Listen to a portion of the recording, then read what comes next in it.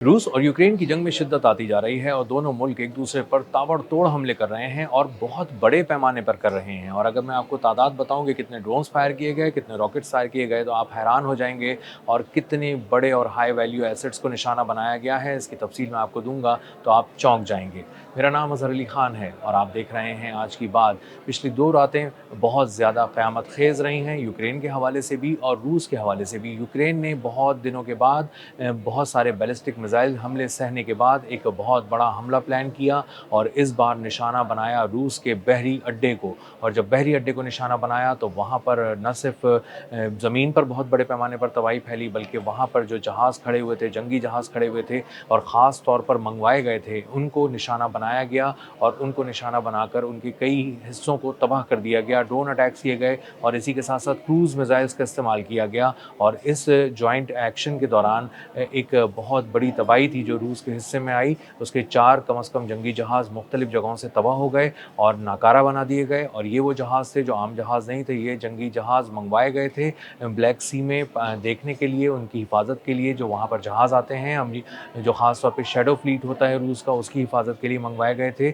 लेकिन यूक्रेन की इंटेलिजेंस ने इसकी इत्तला बरवक्त दी और उसके बाद उसकी फ़ौज ने कार्रवाई करके वहाँ पर एक बहुत ही प्रिसिजन अटैक के ज़रिए वहाँ पर हर तरफ तबाही फैला दी। कई हलाकतें हुई हैं, हलाकतों की तादाद मुख्तलिफ आ रही है, इसलिए मैं इसको कोट नहीं कर रहा। 3 से 7 लोगों तक की हलाकतों की इत्तला है, लेकिन अभी ये डेवलपिंग स्टोरी है, तो पता चलेगा कि आने वाले दिनों में कि यहाँ पर मजमूई तौर पे हलाकतें उस हमले के दौरान कितनी हुई थी, लेकिन नुकसान बहुत ज़्यादा हुआ है। इसी के साथ साथ एक ग्रेन टर्मिनल को बहुत बड़े पैमाने पर निशाना बनाया गया है। अनाज की एक्सपोर्ट बहुत बड़े पैमाने पर करता है रशिया और गंदम का बहुत बड़ा एक्सपोर्टर है। और समंदर के करीब अगर उसके अनाज के टर्मिनल्स को नुकसान पहुंचाया जाए, उस पर हमला किया जाए, तो उस पर एक बहुत बड़ी और गहरी चोट लगती है।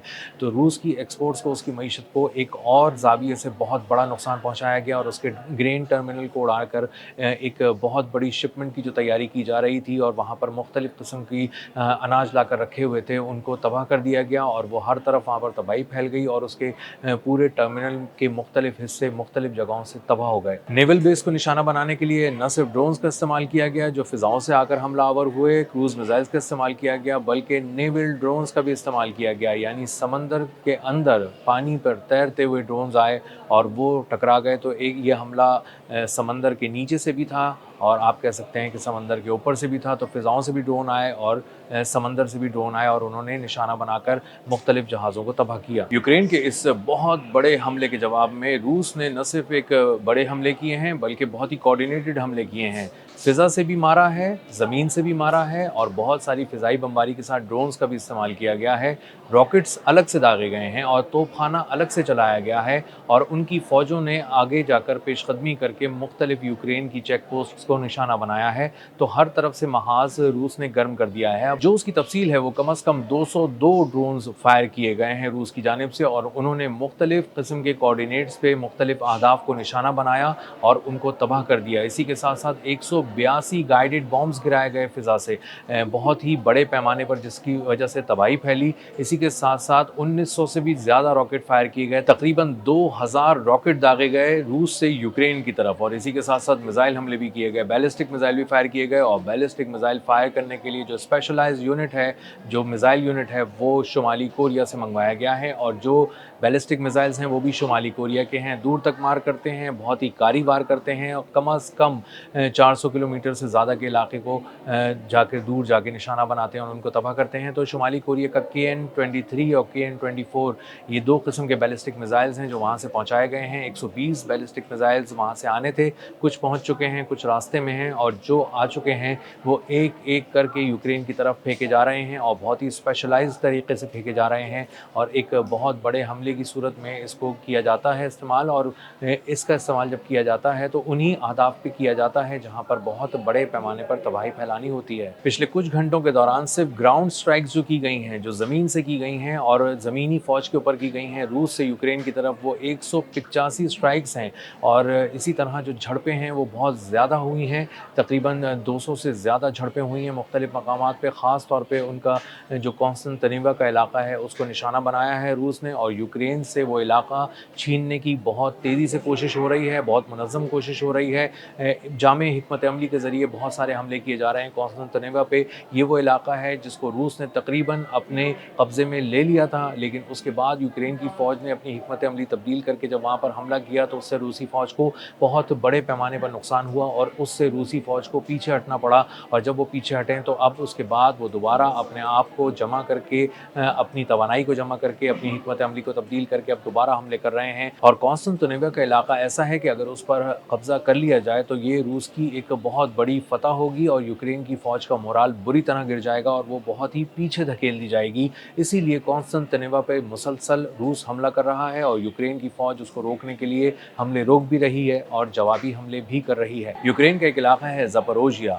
वहाँ पर हमला करके एक स्टील प्लांट को उड़ा दिया गया। ये स्टील प्लांट कोई आम स्टील प्लांट नहीं था। रूस ने इसको बहुत अरसे से अपनी निगाह में रखा हुआ था और एक बहुत ही प्रिसाइज अटैक के ज़रिए इसमें हर तरफ तबाही फैला दी गई और इसको निशाना बनाकर तबाह कर दिया गया। इसका पैदावारी अमल रोक दिया गया। ये स्टील प्लांट कोई आम स्टील प्लांट नहीं था। ये मिलिट्री की गाड़ियों के लिए फौलादी चादरें तैयार करता था और उसके बाद वो चादरें फौलादी गाड़ियों का हिस्सा बनती थीं और उसके बाद ये गाड़ियाँ जाकर रूस से अगले मोर्चों पे जाके लड़ती थीं, एक पेशकदमी करने के लिए काम आती थीं और रूस की फ़ौज को इनसे बहुत ज़्यादा मुश्किलात का सामना था, तकलीफ़ पहुँच रही थी। इसलिए रूस की फ़ौज ने इस स्टील प्लांट को तबाह कर दिया, बहुत बड़े पैमाने पर तबाही फैलाई गई। इससे 2 रोज़ पहले मैंने बताया था कि मुख्तलिफ़ जगहों पर हमला करके बहुत सारी फ़ौजी तनसीबात को निशाना बनाया गया था और उसमें सबसे अहम एक वो मकाम था जो 12 एकड़ पर मुहित था और वहाँ पर एक ऐसी फैक्ट्री थी जिसमें ड्रोन के कंपोनेंट्स भी रखे थे, उसके मुख्तलिफ़ किस्म के अहम पार्ट्स भी रखे थे और तैयार ड्रोन्स भी रखे थे। तकरीबन 15,000 ड्रोन्स को एक ही हमले में निशाना बनाकर रूस ने यूक्रेन के तबाह कर दिया और ये एक ऐसा झटका था जिसको यूक्रेन की मिलिट्री बहुत दिन तक महसूस करेगी और उनका ड्रोन का एक बहुत बड़ा ज़ख़ीरा भस्म कर दिया गया रूस के एक ही हमले में। तो रूस और यूक्रेन एक दूसरे पर भरपूर हमले कर रहे हैं, उसकी शिद्दत में इजाफा करते जा रहे हैं और उसकी सिमत भी तब्दील करते जा रहे हैं। कुछ नए टारगेट्स को दोनों तरफ से निशाना बनाया जा रहा है और ख़ास तौर पे रूस की कोशिश ये है कि किसी तरह पोर्ट्स को, उस तरफ जाने वाली सड़कों को, उस तरफ जाने वाले पुलों को निशाना बनाया जाए ताकि किसी तरह यूक्रेन की बरामदात को मुकम्मल तौर पर रोक दिया जाए, जो थोड़ी बहुत भी हो रही है उसको भी रोक दिया जाए। और इसीलिए बहुत सारे पोर्ट्स को निशाना बनाया गया है और वहाँ पर न सिर्फ पोर्ट्स को निशाना बनाया गया है, जहाज़ों को निशाना बनाया गया है, बीच समंदर में निशाना बनाया गया है, बंदरगाहों पर खड़े हुए वहाँ पर डॉक हुए हुए जहाज़ों को निशाना बनाया गया है, बल्कि टर्मिनल्स को भी उड़ा दिया गया है।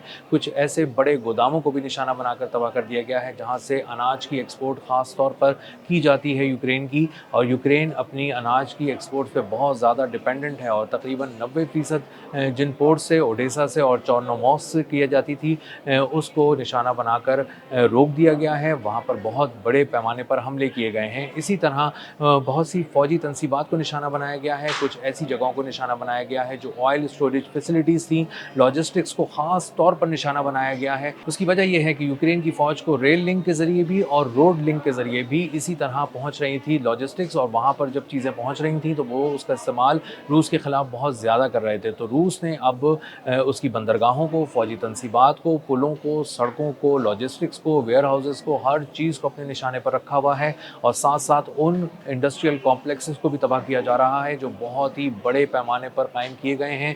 वहाँ पर बहुत सा साजो सामान, जंगी साजो सामान रखा है और वो रूस के ख़िलाफ़ इस्तेमाल हो रहा है और यूक्रेन को इस वक्त बहुत ज़्यादा मुश्किलात का सामना है। उसके पास इंटरसेप्टर्स ख़त्म हो गए हैं, उसके पास रूस के बैलिस्टिक मिसाइल्स जो वहाँ से फेंके जा रहे हैं उसको रोकने की सलाहियत मुकम्मल तौर पर ख़त्म हो चुकी है और वो पिछले 10-12 दिनों से किसी एक बैलिस्टिक मिसाइल हमले को नहीं रोक पाया है।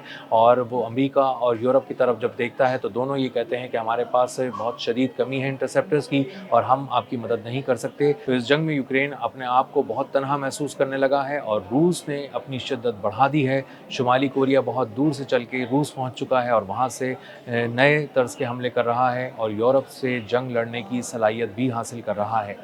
अब तक के लिए इतना ही। मिलते हैं अगले व्लॉग में किसी नई खबर, नए तज्ज़िये और नए ज़ाविये के साथ। अल्लाह हाफ़िज़।